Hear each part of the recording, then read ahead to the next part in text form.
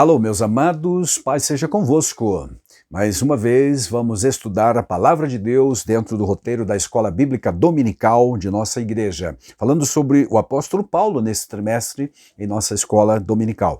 Lições da vida e ministério do apóstolo dos gentios para a Igreja de Cristo Jesus. Neste segundo estudo, falaremos sobre Saulo de Tarso ainda, sobre a perseguição que ele empreendeu contra os salvos, contra a igreja. Então o título da lição é Saulo de Tarso, o perseguidor.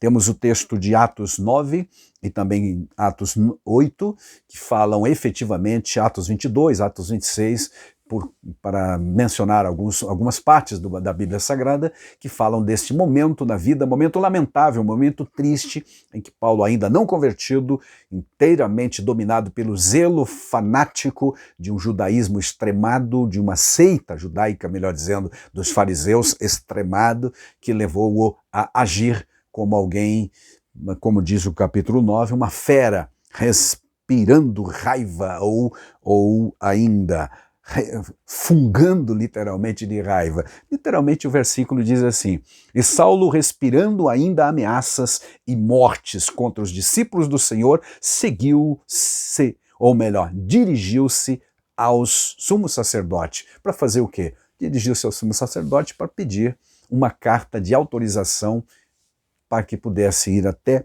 Damasco, onde pensava existir, e realmente existia, uma grande colônia já de judeus morando.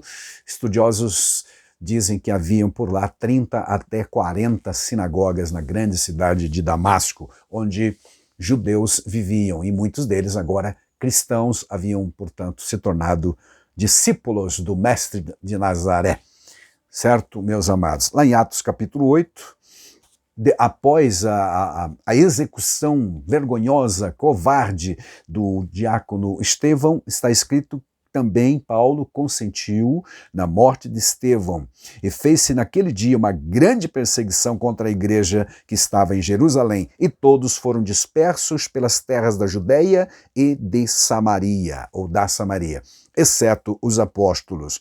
Diz também que alguns varões piedosos sepultaram o Estevão e fizeram um lamento sobre a sua morte, infelizmente, que foi a primeira vítima desta perseguição inicial. É bom dizer que a igreja foi perseguida principalmente nesses primeiros momentos pelos judeus. Depois, com o passar dos anos, vieram as perseguições por parte dos romanos.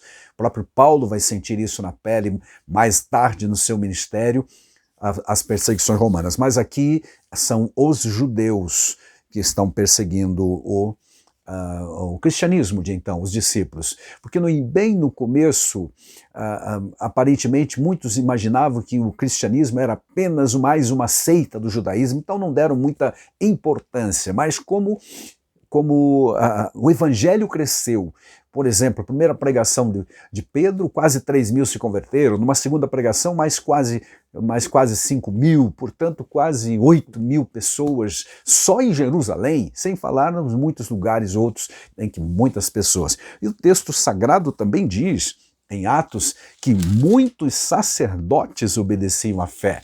Isso pode ter, evidentemente, também causado a ira invejosa de muitos religiosos, porque perderam vários dos seus líderes. O texto sagrado diz exatamente isso lá nos capítulos que falam da perseguição, capítulo 6, por exemplo, de Atos dos Apóstolos.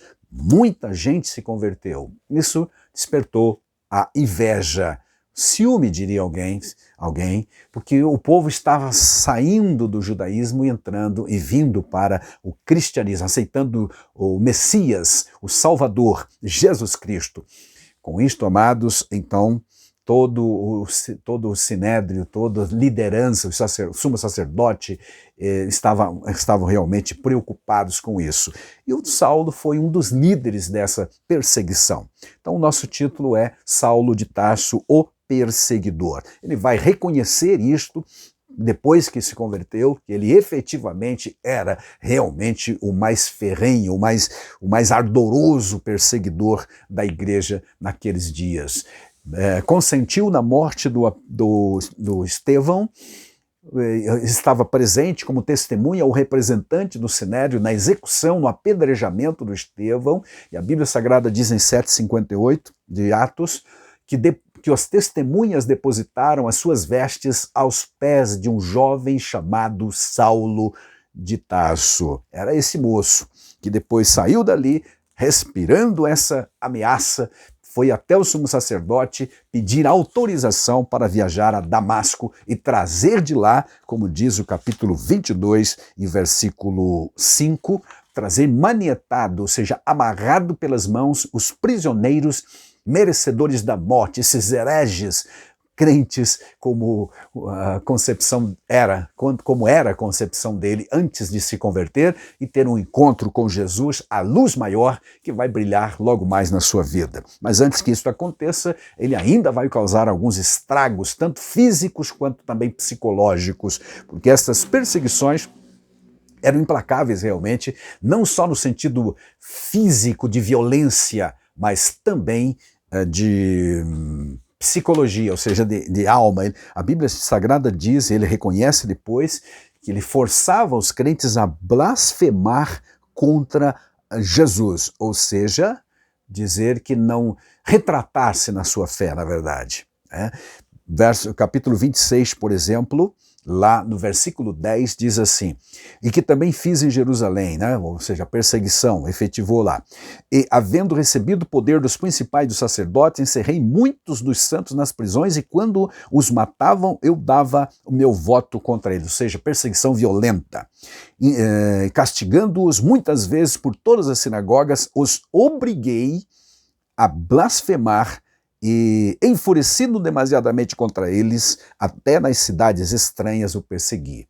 Este é aquela fase, aquela quadra da vida do Paulo, do grande apóstolo Paulo, como ficou conhecido, o maior personagem do cristianismo depois de Jesus, mas lamentável, esse ponto feio, escuro na vida do Saulo de Tarso ainda não convertido. Verdadeiramente ele estava dominado por um espírito de um zelo sem entendimento, fez isso na ignorância, vai dizer ele depois lá a Timóteo, quando ele escreve a carta e menciona este fato, que agora ele é um apóstolo, dizia ele para o Timóteo, mas foi perseguidor e no zelo sem entendimento, que é mesmo que fanatismo. Por conta disso, praticou tudo o que praticou, e também não só ele, mas toda a cúpula religiosa de Jerusalém. Assim como já tinham feito com Jesus, levando inclusive à morte, levaram Estevão à morte, agora tem uma terceira atitude dele é trazer os crentes, essa terceira fase da perseguição, de todas as partes, trazê-los a Jerusalém para ser julgado naquilo que era o tribunal máximo da religião judaica para julgá-los. E alguém já questionou, mas como que eles teriam autoridade ou jurisdição numa outra cidade, em outro país? Afinal, Damasco estava lá na Síria, ainda está, porque ainda existe essa cidade, que é uma das mais antigas do mundo. É que onde houvesse judeus, havia colônia de judeus e havia também uma sinagoga, e o sacerdote, o sumo sacerdote, arrogava o direito de comandar a vida religiosa de todos eles. De alguma forma, religiosamente, então falando, os sacerdotes, as autoridades, o sinédrio, que era o senado, vamos dizer assim, lá dos judeus, tinha sim autoridade para fazer isto, por isso ele foi pedir uma carta e sair legalmente para trazer estas pessoas presas a Jerusalém. Saulo, então, o implacável perseguidor, capítulo 9 e o versículo 1, então diz que ele respirava ameaças de morte, ameaças e morte, contra os discípulos do Senhor. Então dirigiu-se ao sumo sacerdote para pedir esta carta. Depois ele, convertido, vai dizer lá em 1 Timóteo 1:13 que ele foi blasfemo, foi perseguidor e opressor dos cristãos, como um fariseu extremado, fanático, com um zelo sem entendimento.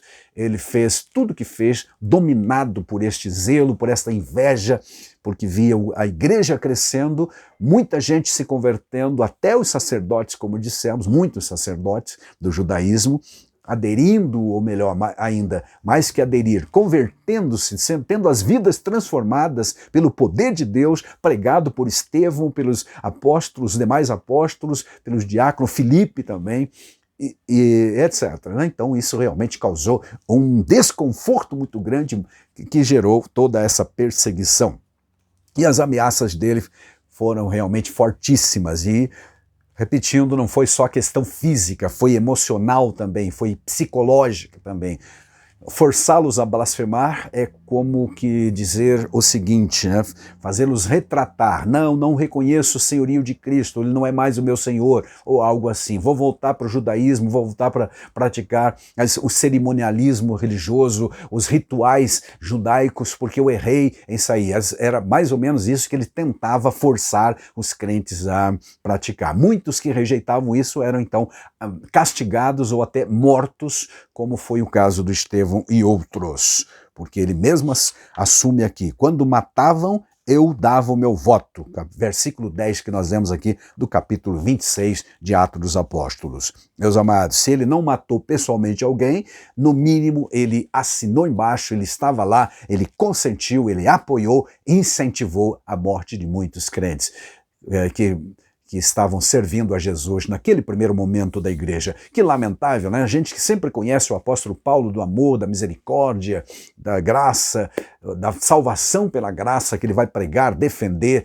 ferrenhamente, mas aqui ele está ainda do outro lado, ainda não se converteu, e então está respirando realmente raiva, ódio. É com isto no coração que ele vai perseguir ferrenhamente a Igreja de Cristo, perseguição. Agora, quem persegue a igreja, persegue a Jesus. Quando lermos e estudarmos o capítulo 9 de Atos, vamos ver no encontro de Jesus, ele com Jesus lá no caminho de Damasco, o Senhor Jesus pergunta para ele, Saulo, Saulo, por que me persegues? E ele diz, Senhor, quem és? E ele disse, eu sou Jesus a quem tu persegues. Mas eu estou perseguindo os crentes, a igreja, esses hereges, não. Mas quem persegue a igreja, que é o corpo de Cristo, está perseguindo a Cristo. Isso para nós que somos salvos realmente é um conforto, é saber que Jesus não está alheio aos sofrimentos, às provas que a gente passa, evidentemente em forma de perseguição. Amém, meus amados? É importante nos apegarmos a esta realidade. Saulo de Tarso, naquela relação com Estevão, é importante lembrar que ninguém dos fariseus de então, dos eruditos de lá, conseguiram vencer o Estevão nos debates enquanto Estevão pregava, porque ele não só falava, mas Deus fazia por ele milagres, diz a Bíblia lá em Atos capítulo 6. E ninguém podia resisti-lo por quê? Porque o Estevão, além de erudição, de conhecimento da história do povo judaico, que ele também era judeu, ele havia nele a unção do Espírito Santo. Isso fazia toda a diferença e irritou ainda mais toda a liderança e também o apóstolo Paulo. Aliás, o Saulo de Tarso, que não era apóstolo ainda. Uma intolerância religiosa e política, aliás, contra a igreja. Será que existe isto hoje? Será que essa perseguição religiosa e política existe mesmo, ou é só uma questão de vitimismo de alguns crentes que se acham perseguidos por aí afora? É evidente que durante toda essa situação de pandemia houve muitas pessoas que se acharam perseguidos, se sentiram perseguidos, mas na verdade as autoridades estavam corretas e a prova disso é que milhares, centenas de milhares de mortes aconteceram no Brasil e poderiam ser muito maiores se não fossem as medidas protetivas lançadas e criadas pelos governos, pelas autoridades, especialmente as autoridades sanitárias. Mas muitos crentes e algumas lideranças também acharam que foi perseguição, que fechar os templos, que diminuir a frequência seria realmente uma coisa em forma de uma perseguição ou algo assim. Não foi exatamente isso. A Bíblia Sagrada nos aconselha a obedecer às autoridades, desde que elas sejam legalmente constituídas. Então, fez bem a igreja em obedecer os trâmites, os decretos e também os protocolos para nos proteger. Efetivamente, e pontualmente existe sim, veladamente, algumas perseguições ainda vindo do ramo da política. Mas isso não é novidade, não precisamos ficar alertados com isso ou alarmados. Afinal de contas, o próprio Senhor Jesus já nos alertou. Se perseguiram a mim, perseguirão a vocês. Se aceitaram a minha palavra, também aceitarão a vossa, disse Jesus. E o Paulo, depois de convertido, inspirado pelo Espírito Santo, escreveu que todo aquele que piamente quer servir a Jesus há de padecer perseguições. Está lá na segunda carta de Paulo a Timóteo, capítulo 3 e versículo 12. Então não é novidade, tá bom? A igreja atual, diz o comentador da nossa lição escrita, continua a despertar fúria de certas autoridades políticas e religiosas que não aceitam a mensagem de liberdade pregada pelo Evangelho. Liberdade única e exclusivamente pela palavra de Deus, ou seja, pelo poder do Evangelho de Cristo Jesus. Sim, existem alguns sistemas de governo no mundo que são contrários ao Evangelho. E não vamos negar que existe veladamente algum tipo de perseguição. Mas, de novo, amados, isso não é novidade nenhuma mesmo. Afinal de contas, o apóstolo João já havia escrito lá, deixou escrito na primeira carta, capítulo 5, 19, diz que o mundo jaz no maligno. Primeiro ele diz, nós somos de Deus, mas o mundo jaz no maligno, ou seja, está mergulhado no maligno. O sistema, é isso que ele está falando, o sistema do mundo é mundano, não tem nada a ver com a igreja. A igreja tem uma missão e o mundo, ou seja, os governos, a política partidária é outra situação. A missão e a função dos políticos é administrar as coisas públicas para que tenhamos uma vida de justiça social e também de bem-estar. É por esse motivo que Paulo também vai aconselhar a igreja a orar pelas autoridades constituídas e não se sentir perseguido ou perseguir também não, jamais. Então, orar pedindo a Deus que dê sabedoria a essas pessoas como profissionais que foram colocados pela população lá para administrar o país, o Estado e também o município. Que façamos isto, meus amados, sempre, seja quem for que esteja no governo. Nenhuma política humana é perfeita, não existe. O Senhor Jesus disse que o reino dele não é daqui, é do céu, é espiritual, certo? Está escrito em João 18:36. Meu reino não é deste mundo, disse ele. Se fosse deste mundo, os meus servos se empenhariam por mim no ato da sua prisão diante lá do governador Pôncio Pilatos. Ele disse estas palavras. A igreja precisa ter essa consciência de que algum tipo de perseguição haverá. No mundo tereis aflições, isso faz parte, evidentemente, das permissões da parte de Deus. Façamos de tudo, orando, buscando a Deus e orando especialmente por aqueles que têm poder de comando na nação, para que tenham sabedoria ao administrar, evidentemente, as coisas públicas. Mas não estranhe as perseguições, elas fazem parte realmente da igreja. Agora, quando um sistema se volta contra a igreja, de novo, questão política, efetivamente são dois ramos diferentes, são duas ações diferentes, com propósitos diferentes. A igreja é um corpo, é um organismo, mais do que uma organização, um organismo espiritual que cuida da alma, da eternidade e do bem-estar espiritual dos membros. Aleluia. Já o governo vai cuidar das questões administrativas, materialmente falando. Cuida das coisas que são da terra, do que é terreno, do que é passageiro, do que é temporal, do que é efêmero. E a igreja cuida dos assuntos da eternidade. Que tenhamos bem claro em nossa mente essa realidade, meus amados. Porque é verdade, sim, e houve muito mais no passado, como lembra o nosso comentador desta lição, por exemplo, a perseguição aos pentecostais, ao movimento pentecostal no início, não só por parte de governos naquele tempo, mas por parte também da religião dominante no país, desde uma proibição de alugar uma casa para um pastor, mas determinado por um missionário, em determinado lugar, ou mesmo apedrejar templos, tudo isso já aconteceu no passado. Hoje, bem raramente, existem essas coisas, e quando há perseguição é uma coisa velada, pouca também. Agora, repito, em alguns países essa perseguição realmente é ferrenha, é aberta, é violenta e muitos servos de Deus estão ainda morrendo em pleno século XXI por conta da perseguição religiosa contra não só o cristianismo, mas outras religiões também sofrem com isto, tá, meus amados? Bom, se a igreja fosse uma organização meramente humana, já teria acabado com todas as lutas e as provas e perseguições que passou em dados momentos, tanto lá no primeiro século como depois nos séculos seguintes, com o Império Romano, com outros tantos. Mas a igreja é de Cristo Jesus, e ele disse: edificarei a minha igreja, e as portas do inferno não prevalecerão contra ela. Ela vai continuar até o dia do arrebatamento. Deus em Cristo nos abençoe, meus amados irmãos, que possamos aprender, evidentemente com esta lição, que as perseguições fazem parte da vida, mas precisamos estar fortes, robustos, firmados na rocha que é Cristo Jesus, para não ceder a estas lutas e provas do dia a dia. Elas deverão nos tornar ainda mais fortes para servirmos a Deus e uns aos outros também. Fica com Deus, em nome de Jesus. Amém.